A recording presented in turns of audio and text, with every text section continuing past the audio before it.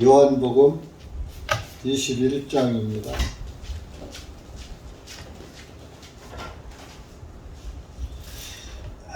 요한복음 21장 1절에서 14절까지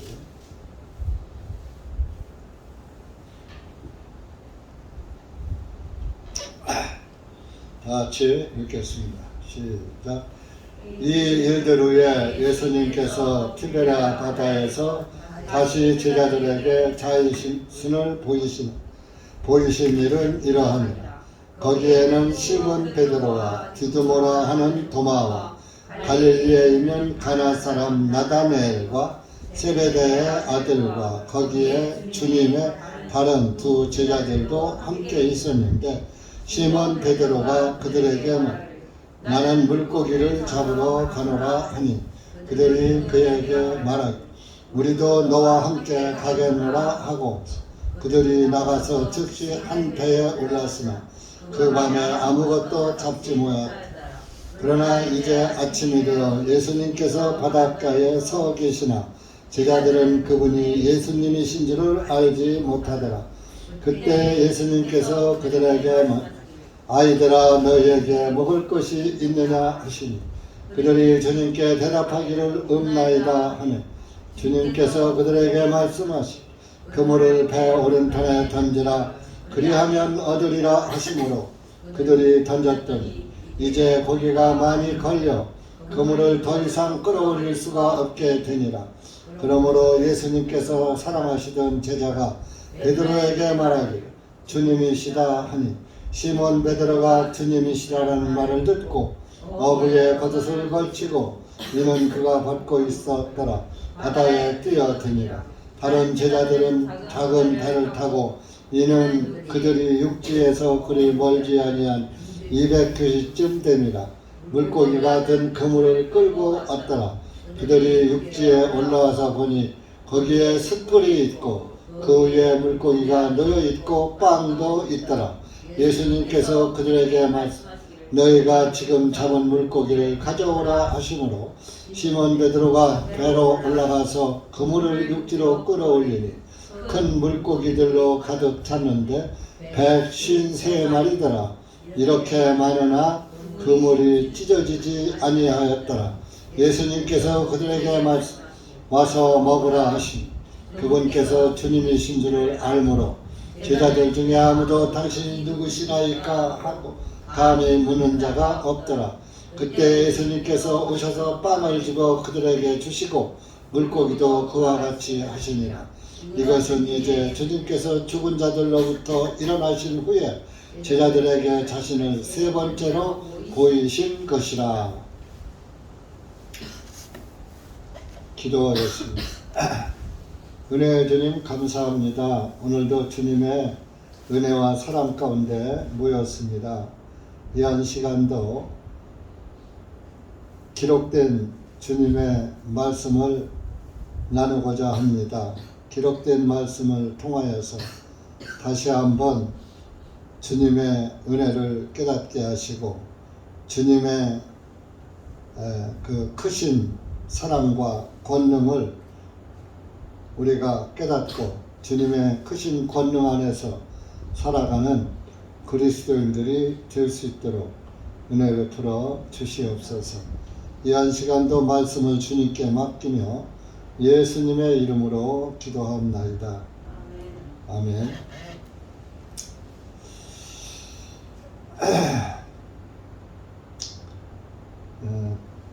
티베랴 바다는 갈릴리 호수 서쪽에 있는 그런 곳을 티베랴 바다라고 해요. 이제 동쪽은 언덕 한 200m가 되는 직경으로 200m 되는 언덕이 있으므로 동쪽으로는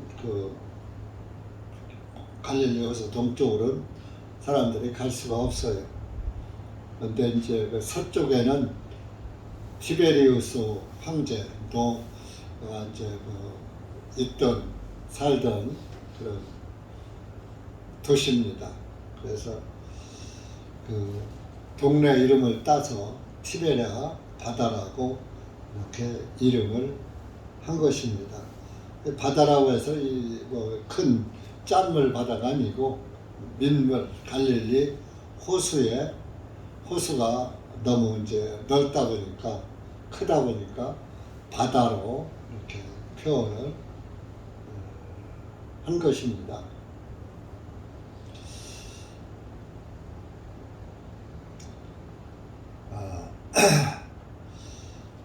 거기에 이제 그 바다에 그 베드로와 디두모라 하는 도마, 또 갈릴리에 있는 가나 사람 나다네엘과 세베대의 아들들과 거기에 주님의 다른 두 제자들도 함께 있었는데, 나다네엘은 그 성경에 예수님 살아계실 때 한 번 나오고 여기서 두 번째 나오는 그런 인물입니다. 근데 나다네엘이 예수님의 제자들 있는 데에서 어떻게 나타났는지 의문입니다. 이제 베드로가 예수님은 부활하시긴 했지만 예수님이 이제 부활하셔가지고 이전 생전에서처럼 함께 계신 분이 아니었기에 이제 자기들끼리만 모여 있었던 거죠. 그러니까 뭐 이제 예수님이 계실 때는 먹을 거 걱정 안 해도 됐던 거예요. 물고기 2마리, 보리떡 5개로 5,000명도 먹이시는 그런 하나님 권능의 하나님과 같이 있을 때는 때거리 걱정 안 해도 되지요. 그래서 예수님께서 예수님이 살아계실 때 제자들을 보낼 때는 전도하러 보낼 때 돈주머니도 차지 말고 두벌옷도 가지지 말고 신발도 2컬레 갖지 말고 그냥 입은 채로 가라. 몇 명으로 가라 이겁니다. 그렇게 해서 그렇게 해도 하나님의 섭리 가운데 제자들이 먹을 것이 생겼던 거예요. 70인의 제자들을 2씩 보낼 때 하나님의 복음의 일을 할 때는 하나님이 먹이시는 거예요. 그렇기 때문에 그 하나님의 전도자들, 예수 그리스도의 제자들 그렇게 먹을 거 걱정 않고 생명을 걸고 전도를 했던 것입니다. 그러나 나중에 이제 예수님이 안 계실 때는 너희들이 이제 두벌옷도 챙겨야 하고 돈주머니도 쳐야 하고 신발 2컬레도 예비로 가지고 다녀야 하고 하나 신고 하나 가지고 다녀라.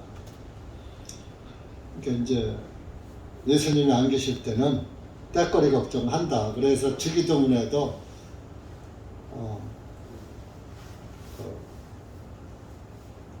일용할 양식을 주옵시고 하는 말씀이 나오죠. 이제 주기도문에 일용할 양식은 그때는 이제 그 제자들이 직업이 없었죠. 그러니까 일용할 양식 달라고 기도했고 지금은 이제 일을 하면 먹고 살으니까 일용할 양식을 달라고 할 필요는 없습니다.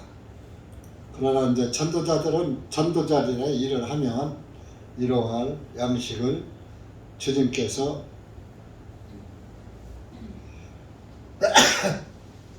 주시는 것입니다. 전도하다가 배고파서 굶어 죽은 사람은 없어요. 물론 잘 먹고 호의호식하고 이렇게 잘 살지는 못하지만은 굶어 죽지는 않는다 이겁니다. 전도.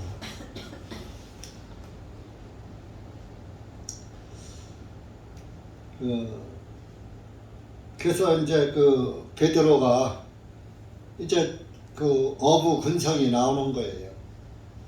아직 예수님께서 이들에게 전도하라는 그런 명령을 내리시기 전입니다. 그러니까 전도하러 가지 않고 우선 이제 예수님 부활하신 그런 상태, 뭐 하루 이틀, 그 사이가 되겠죠. 할 일이 없으니까 나는 베드로가 할 수 있는 것은 고기 잡는 거밖에 할 수 있는 게 없어요. 나는 물고기 잡으러 간다 하니까 거기에 같이 있던 제자들도 그럼 나도 간다 하고 따라가는 거예요.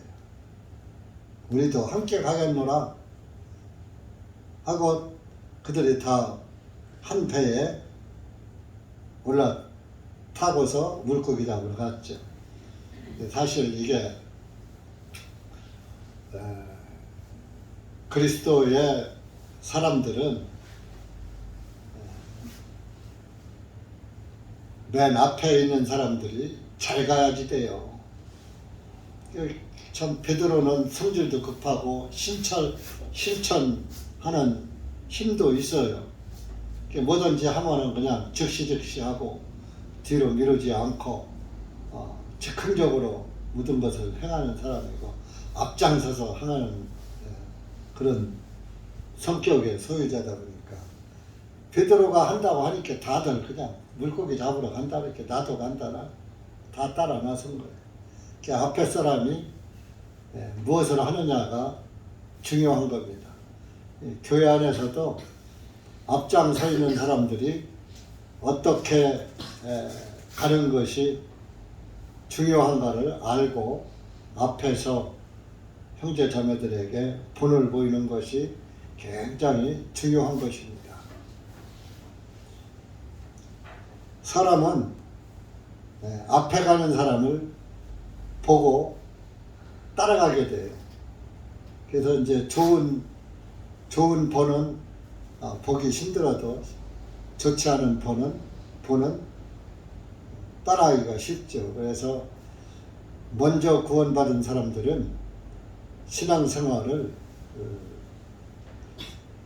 나보다 뒤에 온 사람들 앞에서 잘해야지 돼요. 앞에 가는 사람이 어떻게 하느냐에 따라서 뒤에 오는 사람도 본받게 된다. 이건 베드로가 제일 먼저 고기 잡으러 간다. 이렇게. 다 따라갔어. 밤새 잡았어. 한 마리도 못 잡았어. 3절에 보니까. 그 밤에 아무것도 잡지 못하였더라. 그 인간의 의로 한 거기 때문에 베드로의 기술만 믿고 고기 잡을 때 가장 그 인간적인 하나님이 명하지 않은 상태에서 자기들 생각대로 자기 의를 가지고 고기 잡으려고 했지만 그 잘 잡히던 고기가 하나도 안 잡혔다. 예수님 만나기 전엔 베드로는 고기 잡아서 먹고 살았거든요. 근데 밤새도록 고기 한 마리도 못 잡으면 어떻게 먹고 살아요? 예수님 만나기 전에 했던 대로 했지만 하나도 못 잡았다. 인간의 의로는 안 된다는 것을 나타내기도 합니다. 이제 아침이 됐겠죠. 밤새 잡았는데 아침인데 낮 아주 밝게 밝은 아침이 아니고 아마 아침은 아침인데 조금 날이 좀 어둠컴컴해서 좀 미명 덜 밝았을 때 그럴 때가 된 거죠. 사절에는 예수님께서 바닷가에 서 계시는데 제자들은 그저 어떤 사람이 서 있는 줄 알았지 예수님인 줄 몰랐다 이건. 아직 완전히 밝은 아침이 아니니까. 예를 들어서 먼 동이 떡 트니까 멀리 저만큼 떨어져 있다니요. 배는 호수에 있고 육지와 좀 떨어져 있으니까 사람의 형체는 알되 누군지는 식별하기가 어려웠던 것이죠. 그런데 이제 그 어느 정도 거리가 가까워지니까 예수님께서 물었죠. 아이들아, 너희에게 먹을 것이 있느냐? 사실 예수님의 나이보다 아마 베드로가 더 먹었을지도 몰라요. 뭐 나이는 여기 나와 있지 않지만 어쨌든 다 어른들 아니에요. 성년들 아니에요. 아이들아 그랬어. 아이들. 예수님은 하나님이시기 때문에 하나님이 보시기에는 무드셀라도 아이들로 보이는 거예요. 무드셀라가 몇 살에 죽었어요? 969세에 살았어도 하나님에게는 아이들이에요. 너희에 먹을 것이 있느냐? 밤새 아무것도 못 잡았는데 뭐가 있어요? 아무것도 없지. 대답하기를 없나이다. 그래? 그러면 그물을 배 오른편에 던져라. 그리하면 얻으리라. 그래서 이제 그들이 배 오른편에 던졌어요. 그물을 더 이상 끌어올릴 수가 없게 되니라. 배 오른편에 던져라. 오른편에 던지니까 고기가 얼마나 많은지, 얼마나 많이 걸렸는지 그물에 찢어질 정도로 걸렸다.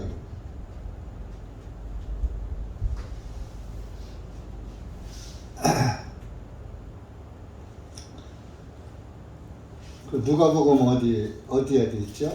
4장인가? 5장인가? 예. 예? 아니 그거 말고 그 베드로가 밤새 고기를 잡았는데 한 마리도 잡지 못했어. 그래서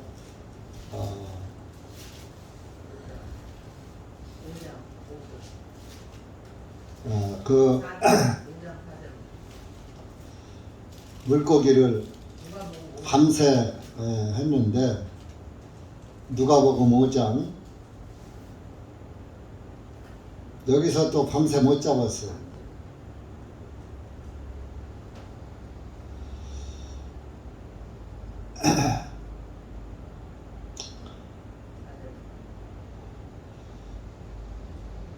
네, 3절부터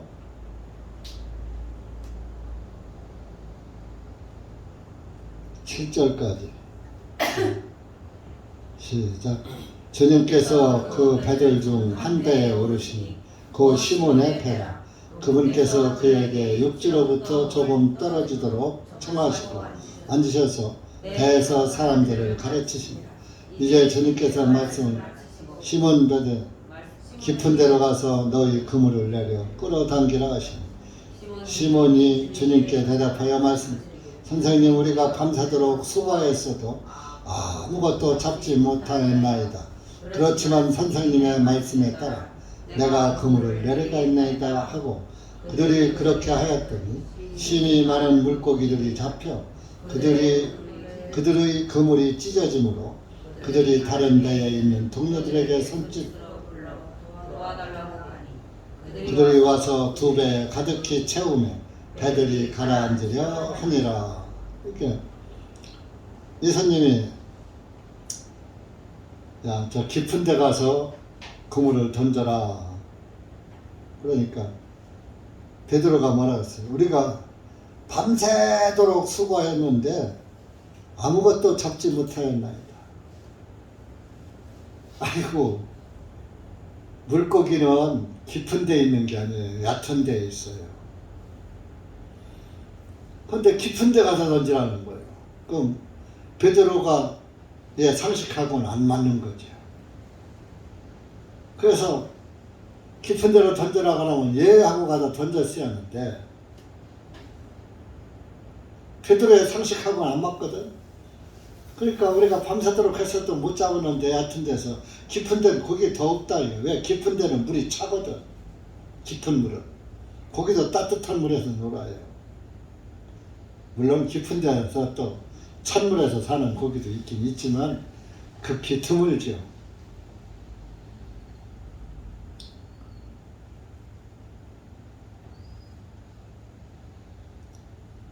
그러나 선생님의 말씀에 따라 내가 그물을 내려가였나이다 하고 깊은 데 가서 던졌더니 그물이 찢어질 정도로 잡은 그런 기록이 있었어요. 여기서 뭐요? 하나 밤새도록 못 잡았어. 배 오른편에 던져라. 왼편도 있고 근데 해편이 오른편이야. 항상 성경에서 오른편은 긍정적이고 왼편은 부정적인 거예요. 그리고 오른편은 하나님의 자리, 하나님의 권능의 자리를 의미하는 거예요. 그래서 예수님도 부활하셔서 하나님 오른편에 앉아 계시니라 성경에 나와 있는 거예요. 사람들은 오른편에 앉았다 그러니까 하나님은 가운데 앉고 아들이니까 오른편에 앉았다. 그리고 왼편에는 성령님이 앉았다. 성부, 성자, 성령. 그렇게 이제 생각하는 사람들도 제가 본 적이 있습니다. 근데 아니에요. 오른편은 하나님의 자리를 말하네요. 권능의 자리. 마태복음 25장에 왼편에 있는 자들은 누구 새끼요? 마귀 새끼요, 마귀 새끼. 오른편에 있는 사람들에게는 하나님 나라를 상속받으라 그랬고 왼편에 있는 자들에게는 마귀와 그 사자들을, 천사들을 위해서 준비된 영영한 불 속으로 들어가라 그랬다. 그러니까 오른편과 왼편의 차이는 굉장히 큰 거예요.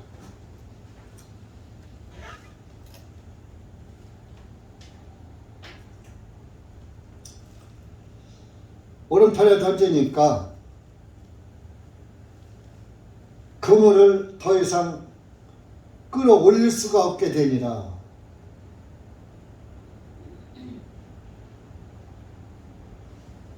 이때까지 예수님인 줄 몰랐어요.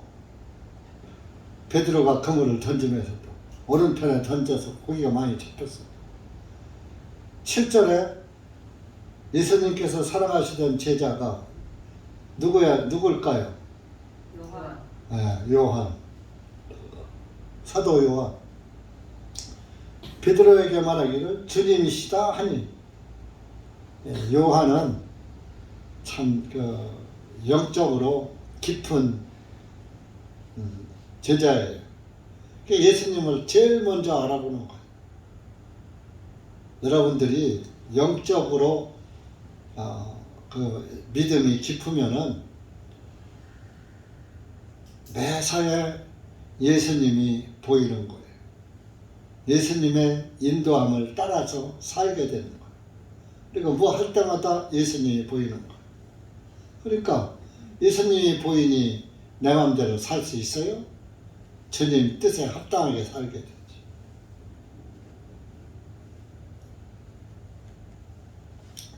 그 요한이 제일 먼저 알아보는 거예요. 아무도 몰라보는. 그 말을 듣고 베드로가 옷을 아마 벗고 있었던가 봐요. 고기 잡으려니까 걸치락대는 거, 겉옷 같은 거 다 걷어 치웠겠죠. 벗었겠죠. 그 말을 듣고서 그대로 간 게 아니라 어부의 겉옷을 걸치고 이는 그가 벗고 있었더라. 바다에 뛰어드니라.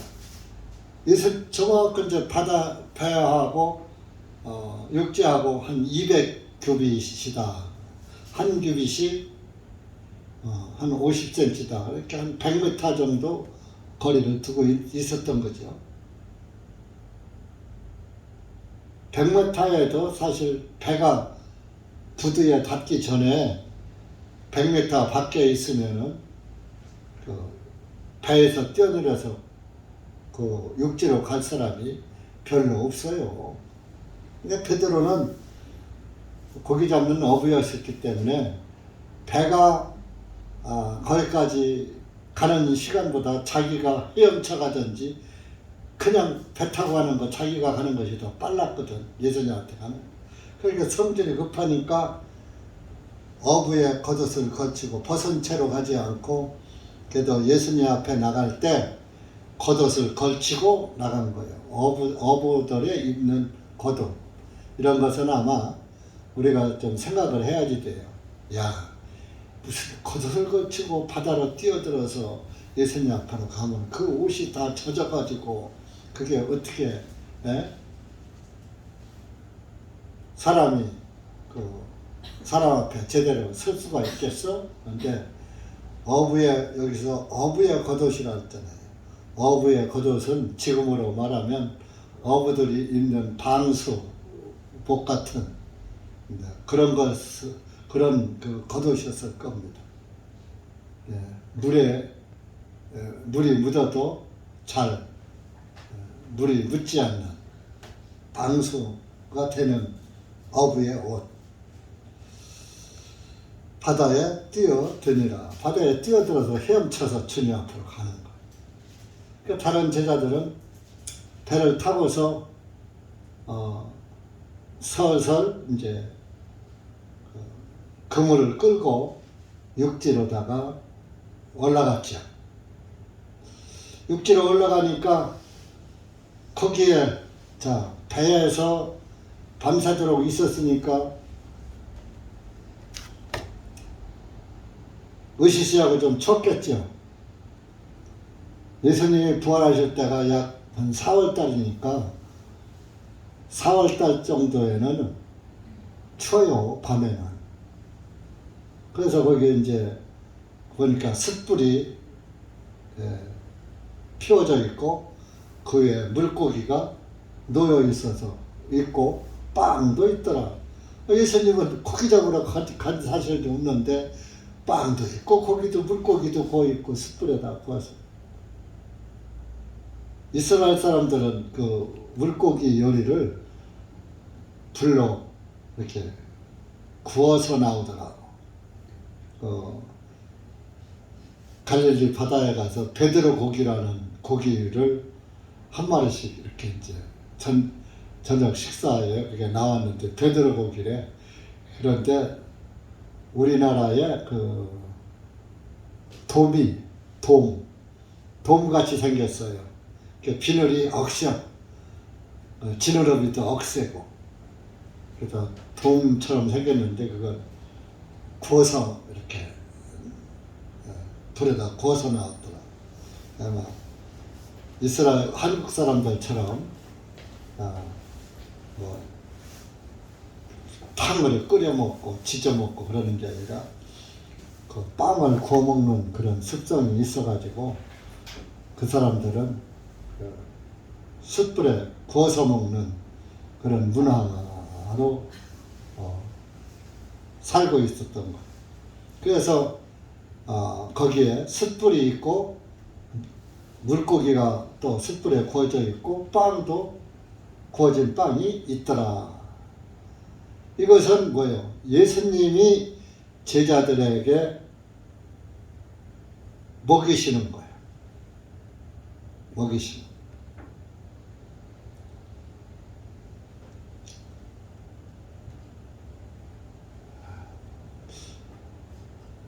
그런데 여기에서는 그냥 숯불이 있고 물고기가 있다고만 했단 말이에요.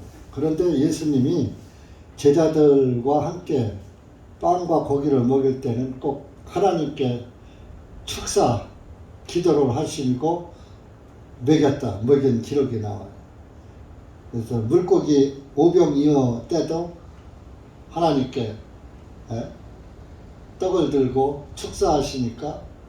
축사하시고 떼어주니까 5,000명 먹였잖아요. 물고기도 그와 같죠. 여기서 이제 그러진 않았는데 누가복음 24장 한번 가보시죠.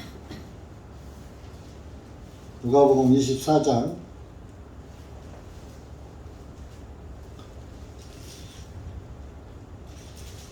41절부터 43절까지.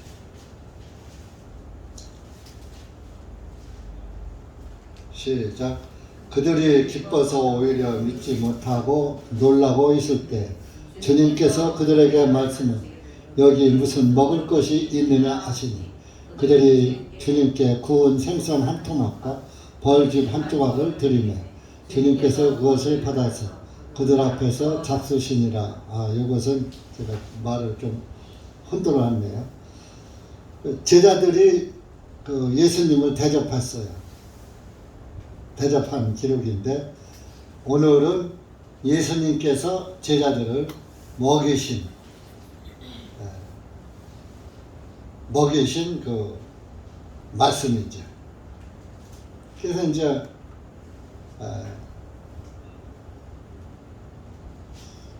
이런 것들은 하나님이 제자들이 예수님께 대접을 함으로 예수님도 제자들에게 먹을 것을 공급하시는 그런 섭리가 들어있는 거예요.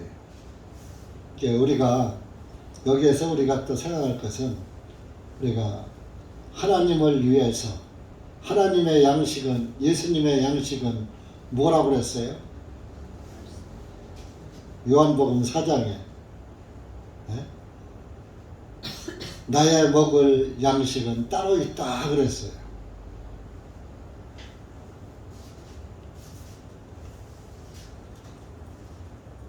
제자들이 와서 그 수가성 여인, 사마리아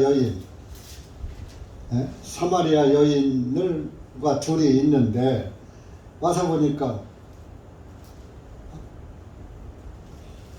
사마리아 못 보던 여인 하나가 있고 그 예수님께 음식을 대접했어요. 그런데 나의 먹을 양식은 따로 있다 그랬어요. 34장, 자 요한복음 4장 31절부터 34절까지 시작. 그동안에 주님의 제자들이 주님께 간청하여 말씀 선생님 드소서 합니다. 그러나 주님께서 그들에게 나에게는 너희가 알지 못하는 먹을 양식이 있느니라 하시니 그러므로 제자들이 서로 누가 주님께 드릴 것을 가져다 드렸는가 하며 예수님께서 그들에게 말씀 나의 양식은 나를 보내신 분의 뜻을 행하고 그분의 일을 마치는 것이니라. 예수님의 양식은 먹고 마시는 데 있는 게 아니라 그분의 나를 보내신 분의 뜻을 행하고 하나님의 뜻을 행하고 하나님의 뜻은 뭐예요? 하나님의 뜻이 땅에서 이루어지는 거예요. 죽는 거예요. 그것을 행하고 그분의 일을 마치는 것이니라. 땅에서 그분의 뜻을 이루는 것, 하늘의 뜻이 땅에서 이루어지다. 그래서 예수님이 돌아가실 때 다 이루었다, 다 끝냈다. 다 마쳤다. 그러고 돌아가신 거예요. 우리나라 말로는 번역에 다 이루었다. 헬라어에는 다 끝냈다. 끝났다. 다 마쳤다. 그런. 하나님의 양식은 먹고 마시는 데 있는 게 아니라 하나님의 뜻을 행하는 데 있고, 저와 여러분도 사실 그래야지 돼요. 구원받은 그리스도인은 무엇을 먹을까 마실까 그거를 보다 먹고 마실 것이 있은즉 족한 줄로 알아라 하는 그런 말씀이 있잖아요. 그러니까 이제 먹고 마실 게 있으면은 뭐요? 주님의 뜻에 합당한 삶을 사는 거예요. 뜻에 합당한 삶. 우리가 하는 것. 그리스도인으로서 그것이 하나님이 우리에게 생명의 빵을 주신 분의 뜻에 합당한 거예요.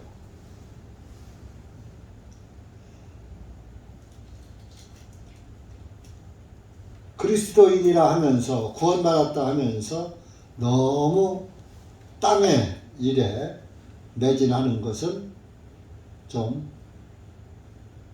옳지 않다, 그런 말씀인 것입니다.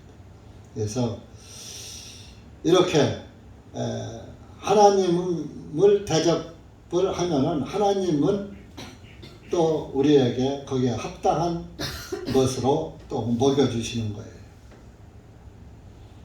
엘리야를 먹이신 하나님 아니에요. 엘리야 3년 6개월 동안 가물어서 흉년이 들어서 먹을 게 없는데 엘리야를 빵과 고기를 매일 먹게 만들어 주신 분이 바로 우리가 믿는 하나님이에요. 그 엘리야 때의 그 하나님과 지금 그 하나님과 다른 분이죠. 네? 엘리야의 하나님 다르고 나의 하나님 다르죠. 그분입니다. 그분입니다.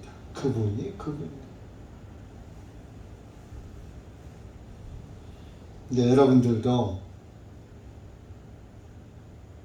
우리가 예수님은 아니지만은 요한복음 4장에서 나의 먹을 양식은 따로 있다.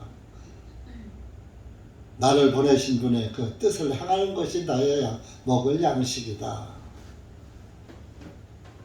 내가 마실 잔이 따로 있다. 피의 잔, 죄사함의 잔. 우리 그리스도인들의 잔이에요. 희생의 잔. 내가 늘 말씀드리죠. 예수님의 도는 희생의 도다. 그러니까 예수님을 믿는 사람들은 희생 정신을 가지고 살아야 한다. 예수님의 희생으로 우리를 구원했잖아요. 또 우리가 희생해서 다른 사람에게 구원의 말씀을 전해줘야 되는 거예요. 그러면은 은사가 각 다르다 그랬죠. 교회는 은사가 다르니까 다 전도자가 될 수 있느냐? 다 고린도전서 12장인가 14장에 보면 다 사도냐? 다 방언하냐? 다 전도자냐? 그랬잖아요. 은사가 다르잖아요. 그럼 이제 목회자 따로 있고, 지금은 이제 사도 시대는 아니니까 목회자와 집사가 있는 거예요. 그리고 형제 자매 교회에 한 몸된 지체들이 있는 거예요. 그러니까 교회는 한 몸이라고 했잖아요. 그 몸의 손발의 역할을 각자가 맡은 바 임무를 행하는 거예요. 그래서 입은 입의 역할, 손은 손의 역할, 발은 발의 역할. 각각 그 지체의 분량대로 하는 것이 교회예요. 그 교회에는 여러 가지 지체를 두었다 그랬어요. 고린도전서 한번 12장에 있나?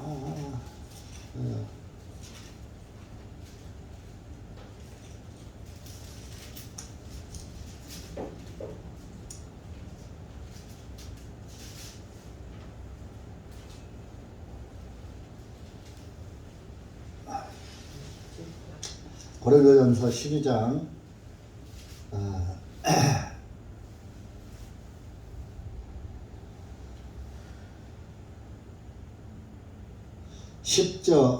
9절 보세요. 8절부터 읽을까? 8절부터 시작.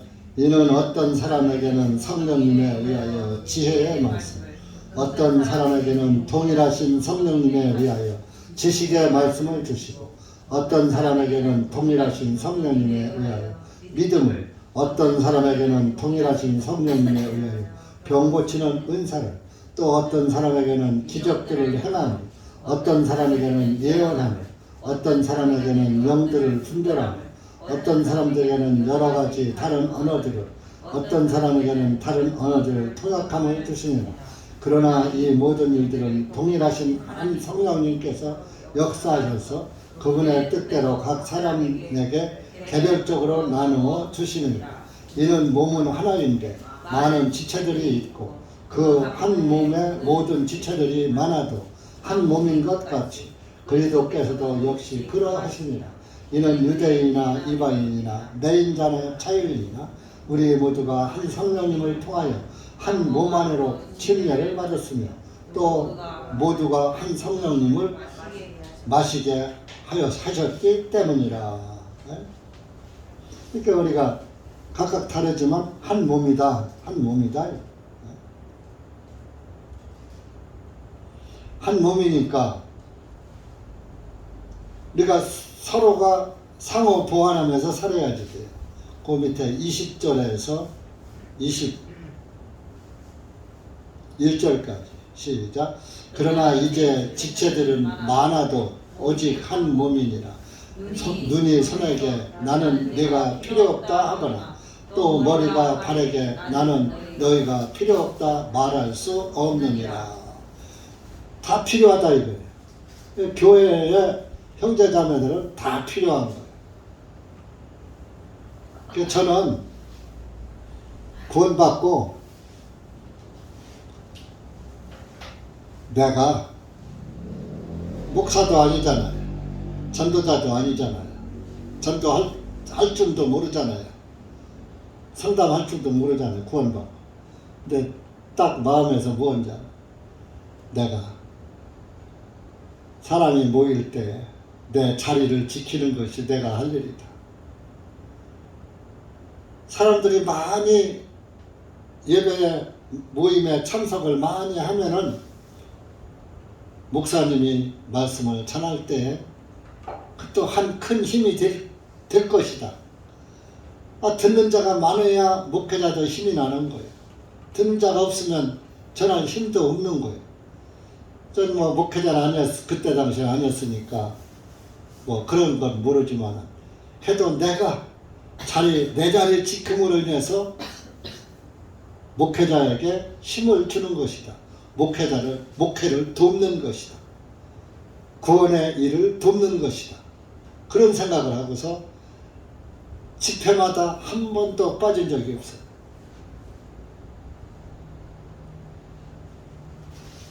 그러나 그 전에 말씀을 드렸죠. 가기 싫은 적이 있었다. 시험이 목회자가 괜히 서운하고 믿고 그래서 가지 말까 했을 때, 아니야, 이것은 마귀야. 마귀가 나를 못 가게 막는 거야. 마귀의 방해를 이겨야지 돼 하고 가면은 그날은 더 큰 말씀의 은혜를 받고 왔다. 그런 말씀 여러 번 전했죠. 그런 거예요. 신앙생활은 날마다 좋을 수가 없는 거예요. 굴곡이 있는 거예요. 굴곡이. 그럴 때마다 이것은 사탄이 나를 방해하는 거야 해서 그걸 깨닫고 그 사탄의 괴계를 이겨야지 되는 거야. 그렇게 이기지 못했으면 제가 오늘 이 자리에 있지도 않고 여러분들과 같이 대면한 일도 없었을 거예요. 아마 나도 벌써 날아갔을 거예요. 쭉정이로. 많은 사람 날아갔어요. 여러분들은 몰라요. 그런 사람 다 날아갔어요. 하나님이 야, 너 대전으로 가라. 서울 있으면 날아간다. 아마 그래서 대전으로다가 갑자기 오고 싶은 거야. 하나님 미리 앵겨 놓으신 거예요. 거기 있었으면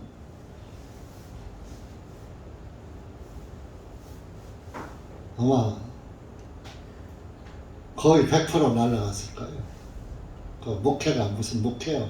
내 영혼도 제대로 관리 못하지. 또 어디 다른 데 가서 종교에 빠졌든지. 여러분들도 끝까지 인내하셔야 돼요. 신앙생활은 날마다 봄날이 아니야. 우리나라에 절기에 추나추동이 있듯이 좋을 때도 있고 조금 맥빠질 때도 있고 슬플 때도 있고 서운할 때도 있고 기쁠 때도 있고 다 하지만 그것을 이겨야지 돼. 무엇으로? 주님의 말씀 붙잡고. 그렇게 이 주님이 준비해 놓으신 조찬을 먹은 거예요. 9절에 주님이 대접을 한 거예요. 누가복음 아까 24장에서는 제자들이 주님을 대접했지만, 그러니까 주님을 대접한 것이 또 제자들에게 또 다시 돌아오는 거예요. 우리가 주님을 섬기면은 그 섬김이 다 나에게로 돌아오는 거예요. 땅에서 안 돌아오면 하늘에서 돌아와요. 근데 땅에서 받는 게 좋을까요? 하늘에서 받는 게 좋을까요? 네? 하늘에서 받는 게 더 복되죠. 마태복음 6장에 길거리 어귀에서 기도하지 말라. 그는 이미 상을 받았느니라. 구제할 때 오른손이 하는 거 왼손이 모르게 하라. 칭찬받으면 이미 그는 그 보상을 받았느니라. 그랬잖아요. 기도하려면 골방에 들어가서 아무도 모르는 데 가서 기도해라. 길거리 어귀에서 기도하는 사람은 이미 그 보상을 받았다. 사람들에게 칭찬받으면 이미 보상 받은 거라. 근데 사람들은 칭찬해주면 좋아해. 물론 칭찬해주면 싫어하는 사람 없죠. 세상은 육신적인 일은 칭찬해주면 좋아해. 그런데 영적인 일은 책망을 받고 책망을 기뻐해야지 돼요. 책망은 언제 나한테 임해요? 내가 잘못했을 때 책망이 나에게 오거든. 여러분들 자녀가 잘하는데 책망합니까? 잘못할 때 그거 하면 잘못하니까 그렇게 하지 말라고 책망하잖아요. 그러니까 나에게 책망이 오는 것은 내가 잘못하고 있다는 증거요. 그러면 그 어린아이였을 때는 그것이 그 사랑의 채찍이 아프고 슬펐지만은 어른이었을 때는 그걸 깨달아야지. 주님이 나를 책망하신다 생각하지 말고 주님이 나를 사랑하시는구나. 내가 잘못했다고 나를 바로잡아 주시는구나. 감사하고 기뻐해야지 되는 거예요. 그러니까 성경에서는 잘못하면 책망하라 그랬어요. 근데 오늘날 책망하면 교인이 다 떨어져. 네? 그래서 칭찬해주면 그냥 좋아하더라. 자, 칭찬받으면 벌써 땅에서 다 받은 거죠? 다 까먹은 거요. 그래서 저는 칭찬을 잘 안 해. 여간해서 칭찬 안 해. 왜? 주님이 다 아시고 계시고, 주님한테 받을 칭찬을 내가 미리 해버려서 그분이 하늘나라에서 칭찬받을 거 없이 만들어 놓을 필요 없잖아. 그러니까 여러분들, 어떤 교회는 칭찬받는 교회, 칭찬하는 교회, 교회 이름이 그래요. 근데 구원이라도 받고 칭찬받으면 또 누가 뭐래? 구원도 없는 놈의 교회에서 무슨 칭찬받을 게 있어? 책망받을 것밖에 더 있어요?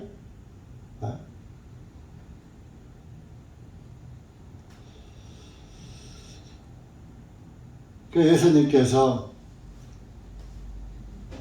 빵과 고기를 먹게 하시고서 10절에 야 너희들 잡은 고기 한번 가져와 봐라. 10절에 그랬어요. 11절에 베드로가 배로 올라가서 그물을 육지로 끌어올리니 큰 물고기들로 가득 찼는데 153마리더라. 뭐 153마리가 뭐 그렇게 숫자로 많은 숫자가 아니죠. 근데 물고기가 큰 물고기라고 그랬어요. 그러니까 큰 물고기가 뭐 얼마나인지 뭐 여기서 측량을 할 수 없으나 좌우지간 그물이 찢어지지 않을 정도로 많이 잡힌 거예요. 이제 큰 고기도 153마리면 큽니다. 많은 것입니다. 근데 왜 하필 또 153마리더라.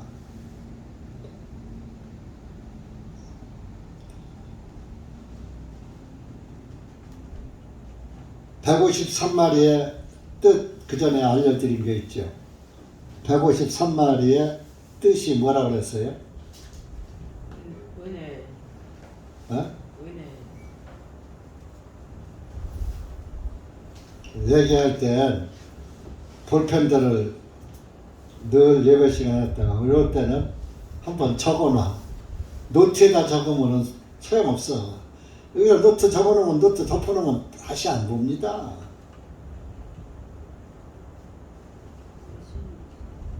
여기다가 기록하고 여기다 기록하고 여기다 기록한 건 가끔 웃어질 수 있으니까 메모를 해놓는 거야. 하나님의 아들들이라는 뜻이에요. 153마리. 1에서 1 더하기 2 더하기 3, 3 더하기 4 이렇게 해서 17까지 더하면은 153이라는 숫자가 나와요. 1에서 17까지 더하면 1 플러스 2 플러스 3 이렇게 해서 17번까지.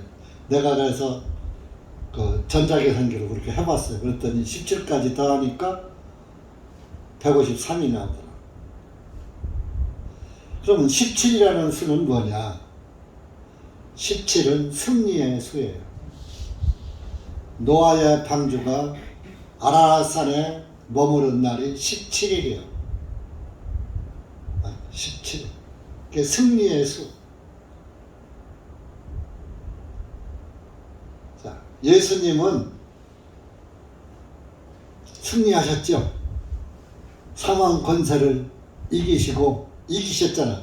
승리가 뭐요? 빅토리. 이겼다. 그래서 우리 그 초등학교 그때는 국민학교입니다. 1년에 한 번씩 가을 운동회 하면 운동회 때 응원할 때 빅토리 그랬어요. 빅토리가 승리.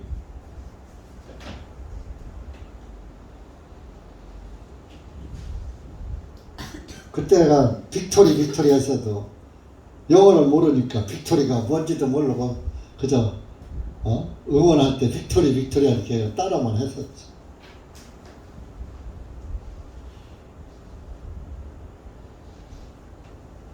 (153마리) 이건 뭐냐? 하나님의 아들들의 숫자가 아무리 많아도 그물이 찢어지지 않아. 하나님 나라가 다 수용할 수 있다 이겁니다. 어떤 사람들 전도하다 보면 불신자들이 그래요. 천국은 10,000원이래요. 지옥도 10,000원이래요. 어떤 사람은 나는 1000당 안 가고 500당만 갈래요. 이렇게 비웃어요.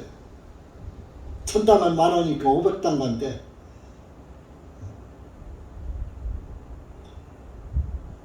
하나님 나라는 새하늘과 새 땅, 예수님이 오실 때 새하늘과 새 땅은 아담 이후로 예수님 오실 때까지의 구원받은 사람들이 다 들어가도 남음이 있어.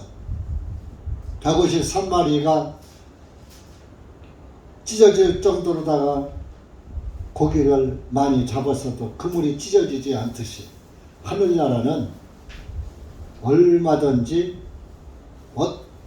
하나님의 아들들은 다 받아들이는, 하나님의 그물 안에 다 들어가 있는 거예요. 은혜의 그물 안에. 반대로 구원받지 못한 사람들은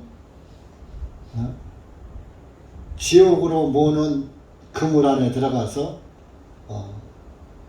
지옥에 갔다가 버림을 받겠죠. 지옥도 역시 모자라지 않아.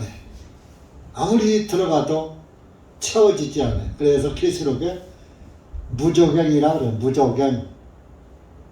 밑이 없는 구덩이. 밑이 없는 구덩이는 한없이 들어가는 거예요. 한없이. 밑없는 항아리라 그러죠. 밑없는 항아리. 밑없는 항아리에다가 아무리 갖다 물을 부어봐요. 그 물이 차나. 물 안 차요. 그러니까 밑없는 구덩이에는 아무리 많은 숫자, 아담서부터 지금까지의 그 낳고 죽고 낳고 자면서 한 숫자가 부직이 쓰지요. 어떻게 숫자로 표현을 못하지요. 그래도 그 구원받지 못한 영혼들은 다 무저갱으로 들어가야 돼요. 그 여러분들 정신 차려. 그 무저갱에 들어갈 것이냐? 영생이 보장되고 한없는 복락, 아름다운 낙원, 파라다이스, 날마다 새로워지는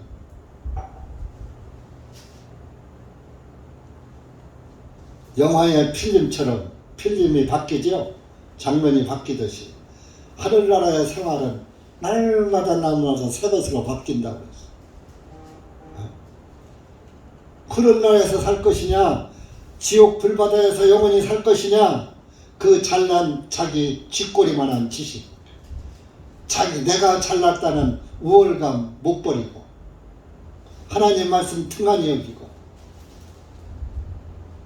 하나님 나라보다 세상을 더 하다가 100년도 못 사는 그런 세월 살다가 120년 산다나? 120년 살면 뭐해요? 지금 100년 살면 뭐해요? 자기 발로 걸어다니면서 볼 거 보고 먹을 거 먹고 할 일 갖고 할 때가 내 삶이요. 못 걸어다니고 어디 요양병원이나 있고 병원 가 있고 집안에 갇혀서 문 밖에도 못 나오는 삶은 사나 마나 한 삶이에요. 두 발로 걸어 다닐 때까지만 내 삶이라고. 그렇게 따지면은 100세를 산다 한들 아마 그래도 내가 보니까 어떤 사람은 96세인데도 바다에서 고기를 잡더라고. 어떤 할아버지는. 그런 사람은 그래도 자기 삶은 살아. 96세에 고기를 잡아요.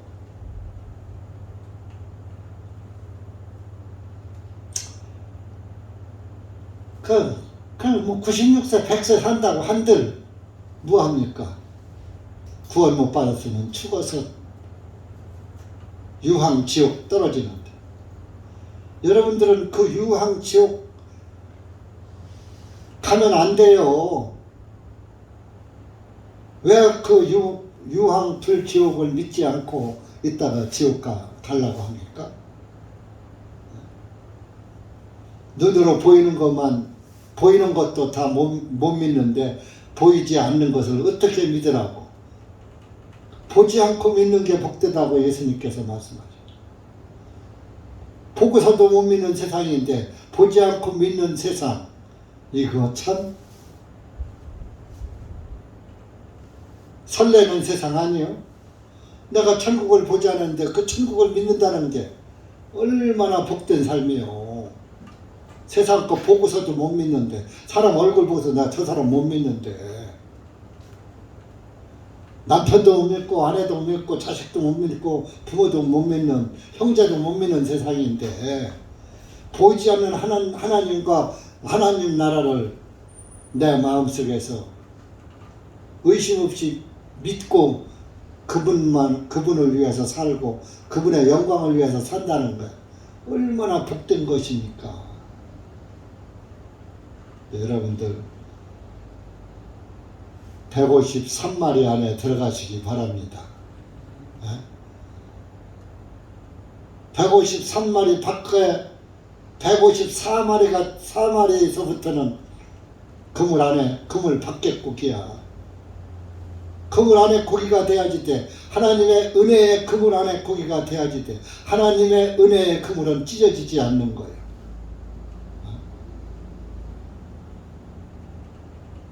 여러분들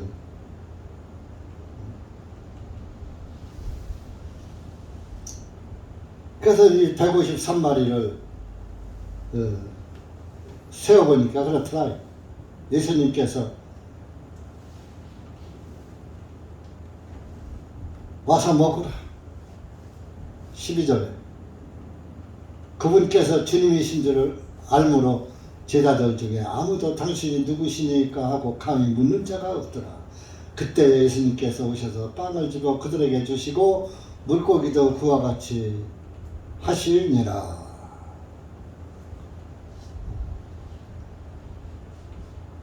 이것은 이제 예수님께서 죽은 자들로부터 일어나신 후에 제자들에게 자신을 세 번째로 보이신 것이라. 세 번째 보이신 거예요. 첫 번째 부활하시고 아침에 마리아에게 보이시고 저녁에 문이 잠겼는데 와서 숨을 내쉬며 성령을 받으라 하신 게 첫 번째 나타나신. 두 번째 나타나신 건 도마에게 나타나신 거예요. 일주일 후에 제8일에 8일 후에 일주일 지났으니까 8일이죠. 도마에게 나타나니까 야 네가 뭐 내 손을 만져보고 내 옆구리에 손을 넣어보지 않고 믿지 못하겠다. 한번 만져보고 넣어봐. 그러니까 만져보지도 못하고 넣어보지도 못한 도마가 아이고 주님은 나의 하나님이십니다. 엎드려서 고백했잖아. 아들이라고 안 했어. 하나님, 나의 하나님이십니다.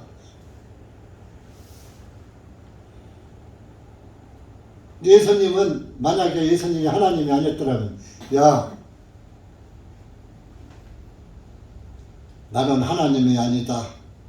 나에게 하나님이란 소리를 빼라. 나는 하나님의 아들이니라. 이랬을 거예요. 아무 소리 안 하셨어요.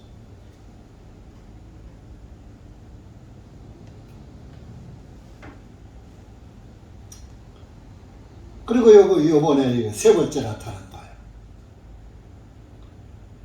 이렇게 나타나고 이제 계시다가 먹고 마시는 그 날짜가 40일 동안 부활하시고 40일이 딱 됐을 때 하늘로 올라가신 거예요.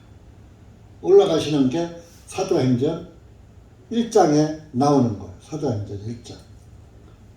올라가시는 거 보고 마칩시다. 사도행전 1장 8절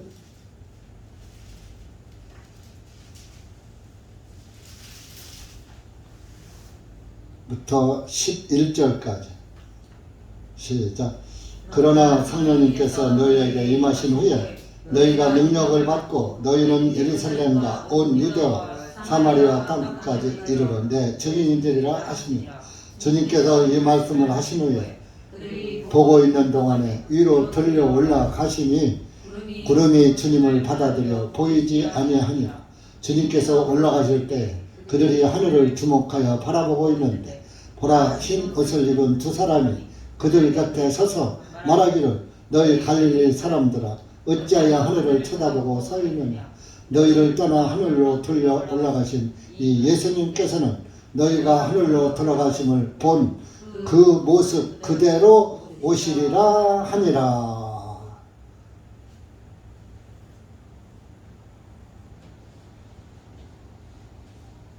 여러분들 텔레비에서 우리나라도 뭐 누리호인가 나라호인가 뭐 저 고흥에서 로켓 인공위성을 쏴서 올렸죠. 그 텔레비로다가 보죠. 어느 정도 올라갈 때까지는 보이지만 탁 올라가면 안 보이잖아요. 예수님도 탁 올라가시니까 구름이 가려서 안 보이더라. 구름이 안 가려도 안 보여요. 우리 시야는 한계가 있기 때문에. 그러면서 그걸 쳐다보고 있는 사람들에게, 야, 누구 하늘 쳐다볼 필요 없어. 하늘로 올라가신 예수님께서는 하늘로 들어가시면 그 모습 그대로 다시 오시리라. 이렇게 예수님은 오실 때 저 이만희 같이, 안상홍이 같이, 문선명이 같이 그렇게 슬그머니 와서 내가 책임지다 그러지 않아요. 하늘에서 나팔 소리가 나면서 하늘에 가 있는 우리 선배 그리스도인들의 영혼들과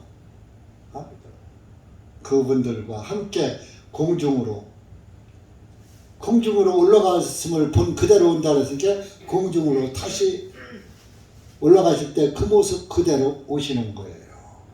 무슨 문과 성을 따르고 안과 성을 따르고 이가 성을 따라서 말도 안 되는, 하나님은 하나님의 씨 성령으로 잉태해서 땅에 나신 분이에요. 그런데 무슨 제 씨를 빌려 갖고서 하나님이 재림하십니까? 말도 안 되는, 살아계신 그분이 살아계신 그 모습 그대로 오시는 거예요. 그래서 우리가 살아있을 때